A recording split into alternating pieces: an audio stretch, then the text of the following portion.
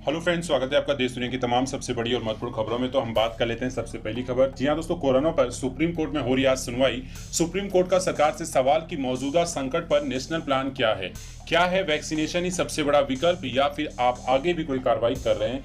जी हां दोस्तों, बात करें चुनाव आयोग की एक नई गाइडलाइंस जारी हुई है, जहां ना जीत का जश्न मनेगा और ना जुलूस निकलेगा। सर्टिफिकेट लेने के लिए मात्र 2 लोग से ज्यादा लोग नहीं जा सकते। अगर कोई इसका उल्लंघन करता है तो उसके ऊपर सख्त कार्रवाई की जाएगी। अगली सबसे बड़ी अपडेट निकल के आ रही है कि 18 प्लस यानी जितने भी 18 साल से ऊपर के उम्र के लोग हैं उनको 1 मई से लगेगा कोरोना वैक्सीन।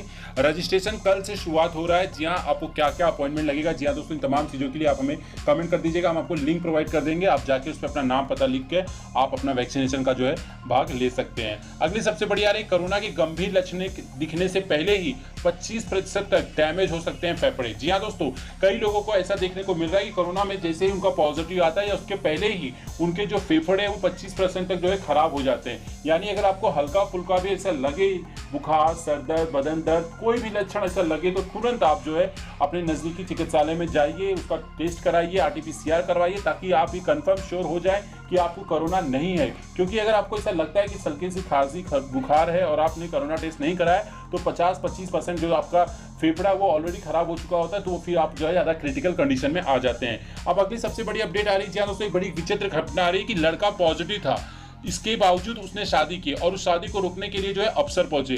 लेकिन कई मिन्नतों के बाद बुजुर्गों ने काफी मिन्नतें की शादी को ना रोका जाए, इसलिए उसकी शादी जो है की गई और ऑनलाइन वीडियो कॉलिंग पे सभी रिश्तेदारों ने उसे आशीर्वाद दिया। अगली सबसे बड़ी खबर आ रही राजस्थान से। जी हाँ दोस्तों, देश के 15 राज्यों में राजस्थान का रिकवरी रेट सबसे नीचे है। एक्टिव केस बढ़ने से बड़े अस्पतालों में बेड फुल हो चुके हैं। राजस्थान की हालत बद से बदतर होती जा रही है, क्योंकि कोरोना के जो केसेस हैं इस समय राजस्थान में सबसे ज्यादा चरम में निकल के आ रहे हैं। दूसरी सबसे बड़ी अपडेट, यहाँ पर ना ही ऑक्सीजन है ना ही बेड्स की अवेलेबिलिटी है। उसके बावजूद यहाँ पे 1 तारीख से जो है वैक्सीनेशन का काम भी नहीं होगा, क्योंकि राज्य सरकार की तरफ से बयान जारी करके कह दिया गया कि हमारे पास अभी वैक्सीन की पर्याप्त डोज नहीं है। हम 1 मई से राजस्थान में 18 साल से ऊपर के लोगों को वैक्सीन नहीं दे सकते। तो चलते हैं हम अपने अगली खबर की तरफ। जी हाँ दोस्तों, छत्तीसगढ़ से जो है अटल जी की जो भतीजी है जिनका नाम करुणा शुक्ला है, उनका निधन हो चुका।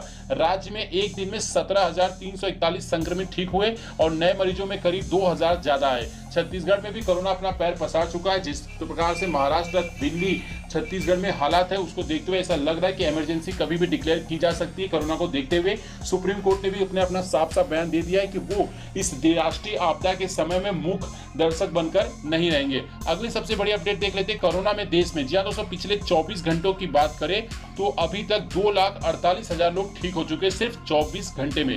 यह अब तक का सबसे ज्यादा है। यानी कि एक अच्छा पॉजिटिव रिस्पॉन्स मिलकर आ रहा है कि अब देश में जो रिकवरी रेट है वो बेहतर हो रहा है। जिससे 2020 के हालात थे, धीरे धीरे शुरुआत अच्छी हो रही थी, वही शुरुआत अब फिर से एक बार देश में हो रही है। एक्टिव केस में सिर्फ 67,660 की बढ़त हुई, यह 14 दिन में सबसे कम था।